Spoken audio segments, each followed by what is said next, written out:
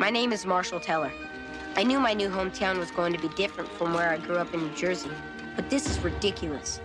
Nobody believes me, but Erie, Indiana is the center of weirdness for the entire planet. Item. Elvis lives on my paper route. Thank you, little paper boy. Item. Bigfoot eats out of my trash. Item. Even man's best friend is weird. Still don't believe me? You will.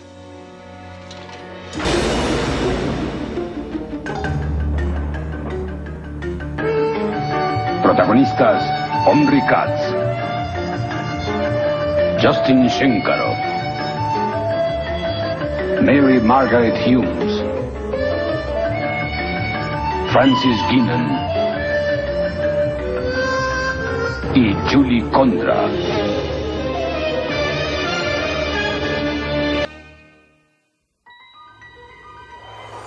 It's easy to believe almost anything when you consider just how big the universe is.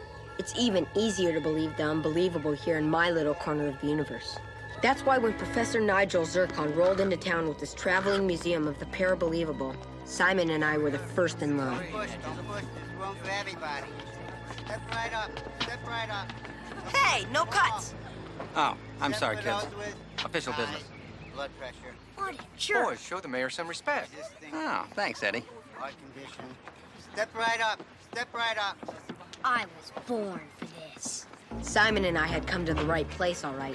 Professor Zircon was a scientist, explorer, and the world's foremost expert on weirdness. Something Simon and I know more than a little about. It's unusual. It's neat. It's El Gordo, two-headed sow of the Yucatan. This is much better than our mouse in the pop bottle. Discovered in 1932, El Gordo ate enough food each day to feed all the first graders in Normal, Illinois for 1 week. Unbelievable. I'll say. I just love science. Son, it isn't exactly science. Call it whatever you want. It's a generating hubbub inside Erie city limits without a permit. Incredible definition. Check it out. You can see every detail. How's he do it? Ours always comes out blurry. That's why he's the best. It's nice to meet someone so young who can appreciate good evidence. Allow me to introduce myself. I'm Professor Nigel Zircon. We know. I'm Marshall Teller. This is Simon Holmes. Can I have your autograph? So, you boys are interested in the parabelievable? Excuse me. Excuse me. I'd like a word with you, Mr. Professor. All in good time, Mr. Mayor. I have an important announcement to make. Ahem. And now, the world's foremost authority on parabelievability, seeker, scientist, recent guest on The Tonight Show, Professor Nigel Zircon. Yeah. Citizens of Erie, Mr. Mayor, let me congratulate all of you for showing the courage to seek out the mysteries of the world by visiting my humble museum. If we open our minds, there's much to be seen and much more to be believed. In my unending search for the truth, I have discovered an object about to enter the Earth's orbit. Now, my colleagues at NASA have assured me that this object is neither American or Russian in its origin. Therefore, this leaves only one possibility. Extraterrestrial. Exactly! Its purpose and its origin are a mystery, but I have no doubt as to its destination.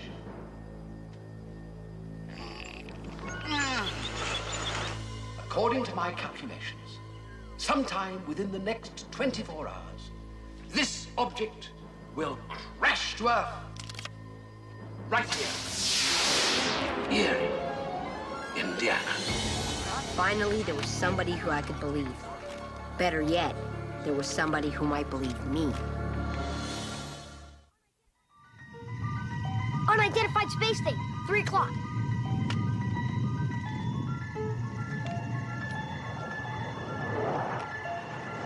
Airplane. What if he thinks we're just a couple of kids? We are a couple of kids. But once the professor sees the quality of our work, he can't say no. Right. We gotta act like pros. Pros. Got it. But you better do all the talking. This should do all the talking for us. Bigfoot. Professor Zircon wrote 2 books on the subject. Print taken March 8th, 1991. Mr. and Mrs. Walter Funk's backyard. Finally, somebody will know what we're talking about. Professor Zircon is the kind of guy who can help us blow the lid off Erie. I wasn't so sure if a scholar and scientist like the professor would have time to see us, but we had to try. We had to try because for the first time since moving to Erie, there was somebody who would understand that Erie is not a normal place. Simon! Careful. I'm nervous. Remember, we're professionals. How does it look? Don't worry, you're gonna love it. It's my best work yet. They'll be lined up round the block. Let's have a look. Excuse me, Professor Zircon. Beat it. And don't screw up again. Gentlemen, how good of you to drop by. Well, I know we look like just a couple of kids, but we have some important things to talk to you about. Got a minute? Who could have believed that he could be so nice? The man who had tracked the abominable snowman into bed, dined with pygmies, and pickled El Gordo. The Professor Zircon treated Simon and me like kings. Therefore, it is our belief that Erie is the center of weirdness for the entire planet. As you gentlemen know, what you need is proof, proof, and more proof. I was hoping you would say that.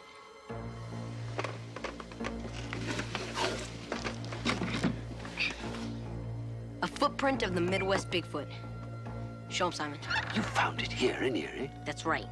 Your books came in handy when we were identifying it. It's a left bipod with the opposable thumb. It's a box of dirt clods. It's broken. But it was just like you described it in your book.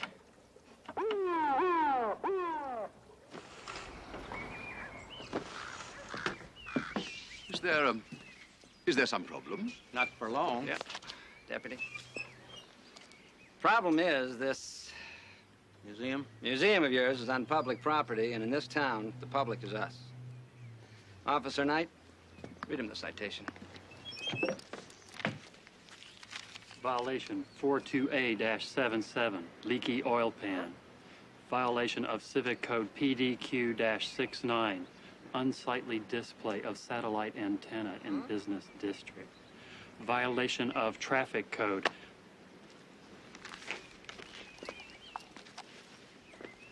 This could go on forever.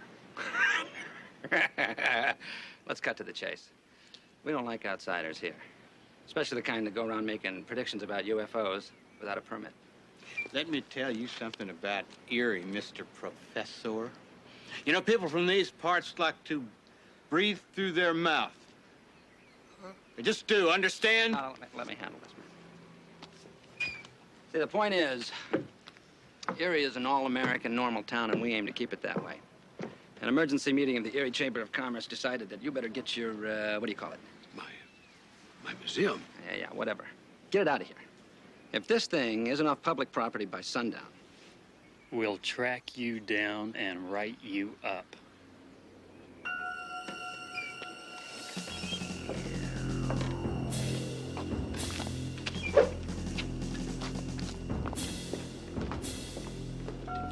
see you in the next life, Professor. O ye of little faith. Sorry about that, Professor. That's okay, son. It's a small world filled with little minds, but I'm used to it. I'd love to talk further with you boys, but I must be moving on. You're leaving? You heard the man. Wait a minute. I know where you can park. Oh, I'm sure my husband won't mind your museum parked in our driveway. It's a beautiful, vehicle. Really, this isn't necessary. I'm sure Edgar will be home any minute. Not identified yet, sir. Very well. You are a hero, Professor Zircon. Oh, no, Mrs. Teller. I'm a businessman, a scientist, but not a hero.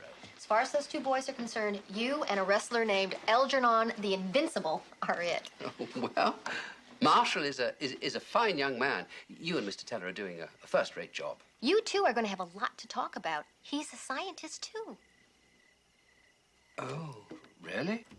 What the heck? What the heck is that rolling museum of the ridiculous doing in my driveway? Professor Zircon. Hi. Hello. I'm gonna eat outside.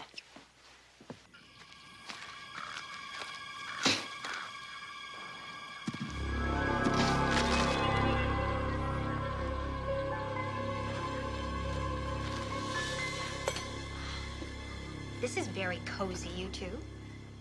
Mom, science isn't cozy. What are we having? Space noodles and moon sauce, sir. Macaroni and cheese? Go for it, Simon. I'll cover for you. Thanks for the lovely dinner, Mrs. Teller. You're welcome, Simon. Mom, Yes, sweetheart? how are Dad and Professor Zircon getting along?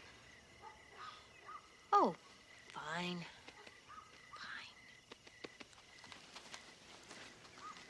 Project Research. Yes, that's right.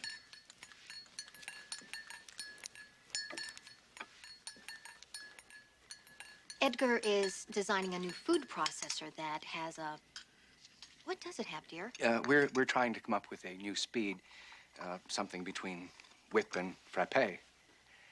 Nothing as exciting as... No. I have the utmost respect for your work, Mr. Teller. Well, all Marshall talks about is your prediction. I think it's wonderful. And the likelihood of a space particle actually hitting the Earth is, what, like 1 in 100,000? And how do you track it? Well, Cindy, There's not going to be any unidentified space debris landing in Erie. And I'm sorry, there's nothing wonderful about the boys wasting the evening in the front yard. I mean, why don't we just send them out there on Christmas to get Polaroids of Santa's reindeer? I happen to know a little something about orbital mechanics and... Edgar, please. No, dear, I have to make my stand. For your information, Professor Zircon, I interned at the Smithsonian Institute before entering Syracuse to do my undergraduate work on archaeology. And then I...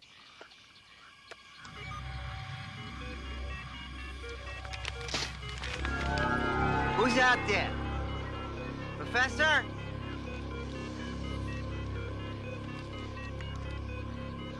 There it is.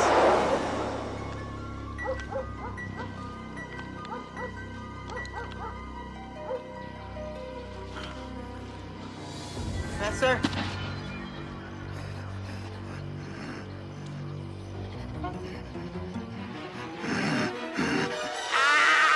Then I received the NASA scholarship to MIT, where my thesis mattered. What is it exactly? We received rave reviews. The space thing is here. Come on, we're so right where it landed. shall we? Hurry! This way. No. My experience tells me it's over to the northeast more. No, it's over here. Really? Come on. Come on, Dad. I'm coming. There it was, daring us to believe. The Professor, Simon, and I are used to the unbelievable. Goes with the territory. This is even more impressive than I'd imagined. But for Cindy, Mom, and Dad, this was big-time weird.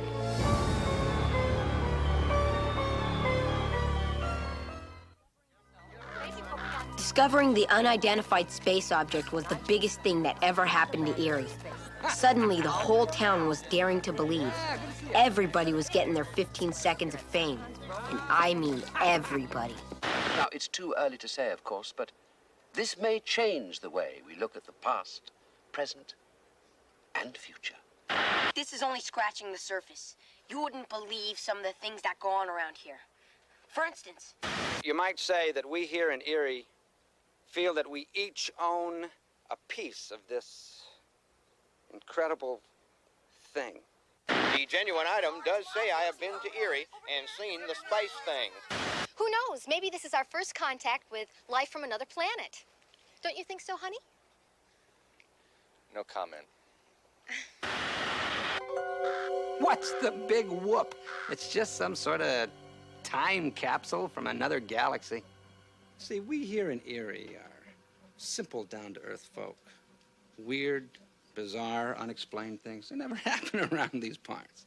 Now, given that fact, I think that our last offer is more than generous. Well, I'm very flattered by your generous offer, but of course, this object isn't for sale at any price. I knew that guy that had the Holy Tortilla Shrine in Indianapolis. He put all his kids through college.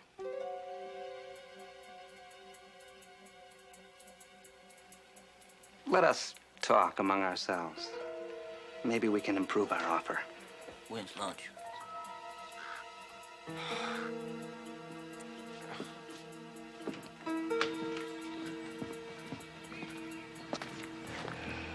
What's the matter, Dad? I'm in a tough spot. I know. You don't like the professor. No, you see, it isn't that I don't like him. I just don't want to see you get disappointed. I remember how crushed you were when you found out that Santa Claus wasn't real. You stayed up all night in front of the chimney with a Polaroid just to prove me wrong. Then when he doesn't show up, you refuse to open your presents. I mean, I had a lot of fun with your train set. Daddy did show up. Only the camera was broken. But that's not the point. The point is, I saw the space thing fall from the sky. I saw it and found it. Just because it didn't happen in your laboratory doesn't mean it's not real. Marshall, the man is a con artist. Everything, and I mean everything in that museum is a hoax. I mean, even his name is phony. You're wrong. You're wrong, and I'm gonna prove it. Marshall! Wait! Well done, Edgar. Well done. Marshall, I don't like this. What are we looking for? The fact was, I didn't like it either, and I didn't know what I was looking for. But I had to prove something to my dad and myself. Whistle if you hear something. Bigfoot.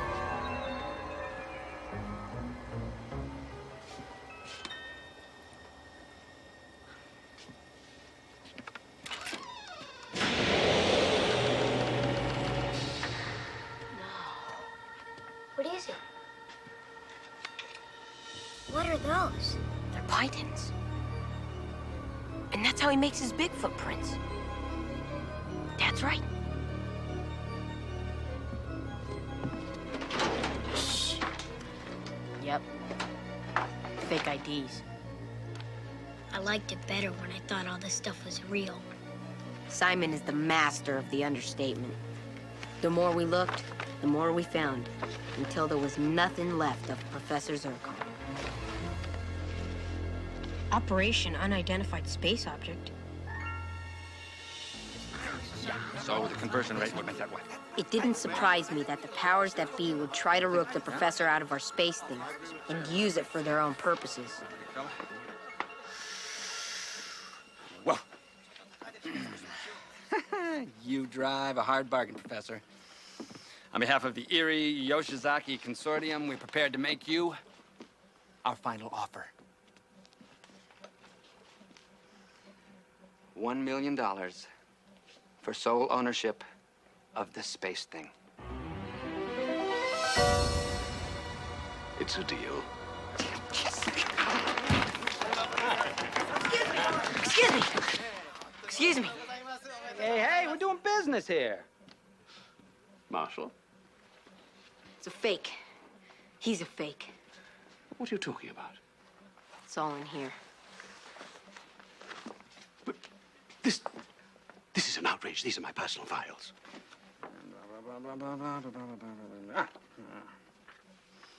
Operation Space Object will work best if we find a small, isolated town with an ineffective government and an overbearing, money-grabbing mayor.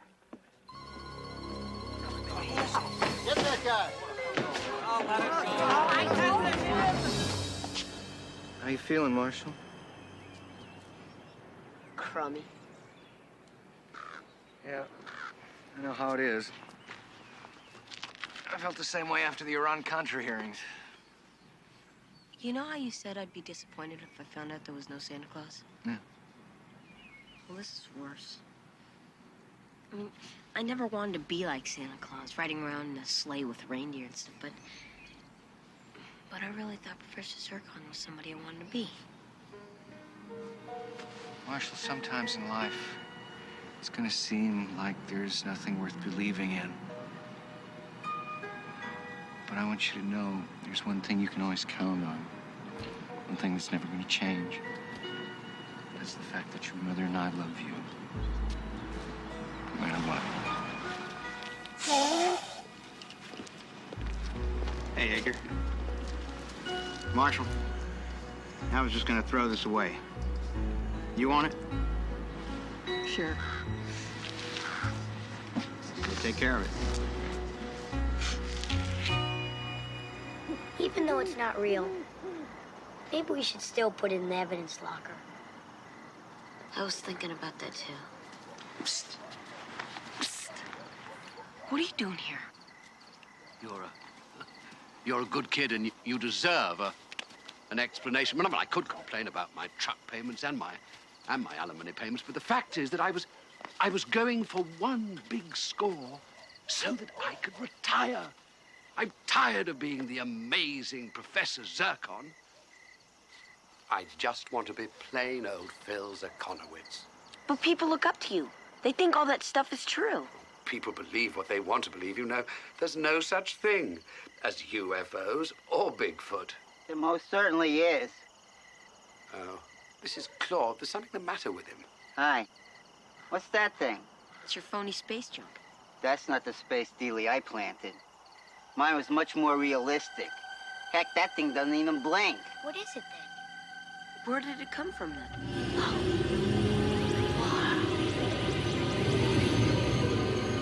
My, there's got to be a logical explanation for all of this.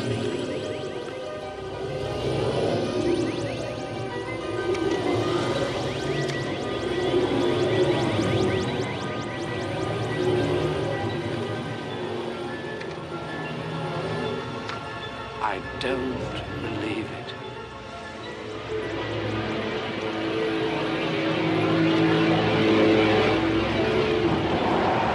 A real UFO.